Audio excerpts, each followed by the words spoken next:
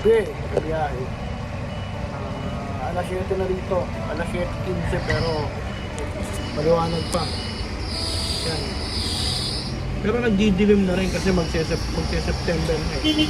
Medyo mahaba na rin yung yung kahapon na. Dati yung ganitong oras na alas 7 talagang tirik pa yung araw. Ngayon medyo parang patupi na rin, pa-sunset na rin. Yun, binigyan na ako ng bus. Kaya lang pamaya pa ako, meron pa akong 2 oras kasi 21:10 ako magsisimula eh. Extra 48 kasi hindi nila binibigyan ng bus, hindi nila pina-priority. Parang tulong lang to sa parang tulong lang sa 48 na biyahe, sa mga 48 kasi nga maraming tao.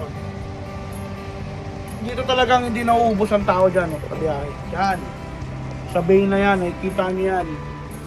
13, 14, 15 biyahe namin ng San Julian, Cacabarit, Pembroke, Slima. Yan ang tinatawag naming EDSA kung tawagin. Yan, kita, marami na naman ulit to. Gusto nga mag-request bumiyahe ng 13. Kaya lang wag na, baka sabihin magpabida pa ako eh. Kasi nga ba ng pahinga ko, nag-sign on ako kanina ng alas 2:30, mag-alas 3 na. Tapos ang depart ko is 15:10, alas 3 Gs. Kaso extra nga lang, hindi nila binibigyan ng bus. Kasi nag-aagawan nga ng bus kanina yan.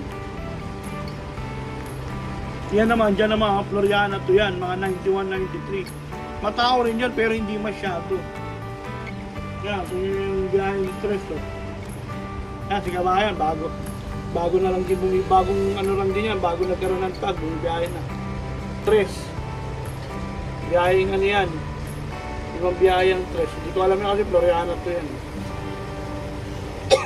Kita nyo. Mamaya yan, dami ng tao yan. So ako, tatambay muna ako rito ulit ng mga 2 oras pa, haba pa. Ganun lang. Ito sa MPT. Wala kang gagawin, bayad ang oras mo. Yan ang kinaganda rito. Kaya lang talaga nakakasawa nga tao. Yun ang hindi mo na excuse me. Hindi naman nakakapagod ng pagdadrive eh. Kala mo extra 48 ako. Kala niya biyahe ako eh. Kasi dami ng tao eh. Tingnan mo, nagpuntahan na kagad sa kanya lahat oh. Magpupuntahan mo yan.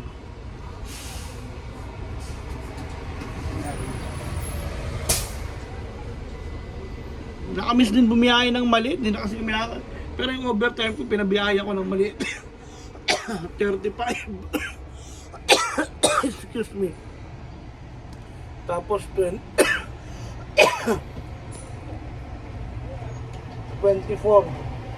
Diversion, sarado yung mga kalsada.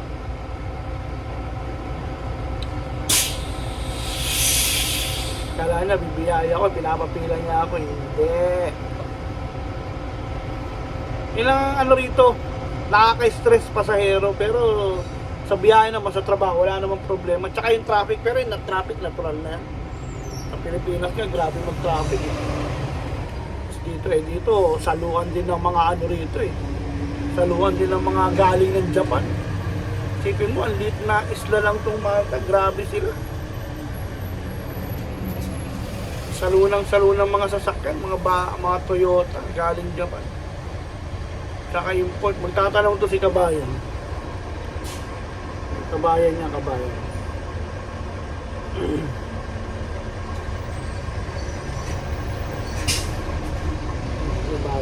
Kabayan niya. Talagang magtatanong. Yan. Naglalabasan na naman ang aking mga puting buhok. Excuse me po. Tsaka balakuba.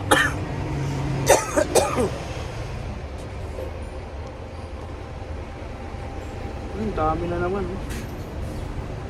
Ay, nauso yung ni Kabayan, no? Yung sombrero niyang ganon. Yung buhok kulay puti, siya, no? Tapos kasi ano. Sayang. Ayun, may 13 na pala eh.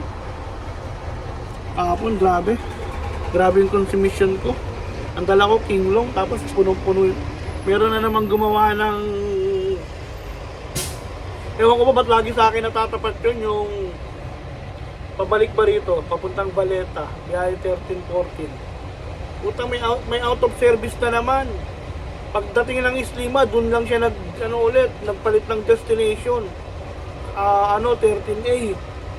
Eh, itatawag ko sana sa control room. Ang problema, lokal eh. Maltese yung driver. Pero kung pana o pake, itatawag ko sa control room yun. Magugulang talaga. Ayaw mag-pick up ng pasahero. Ayaw ma-make up. Grabe talaga mga gulang nila.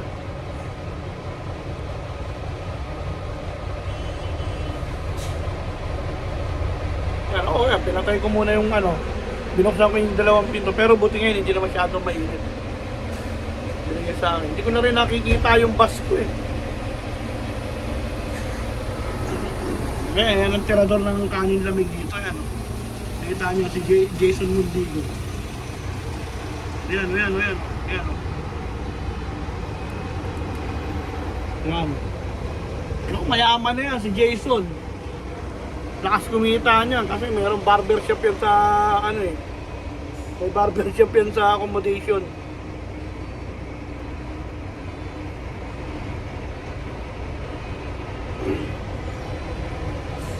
So, kabiyahe. Hasta la vista na. Nangamusta lang ako sa inyo. Salamat. God bless po.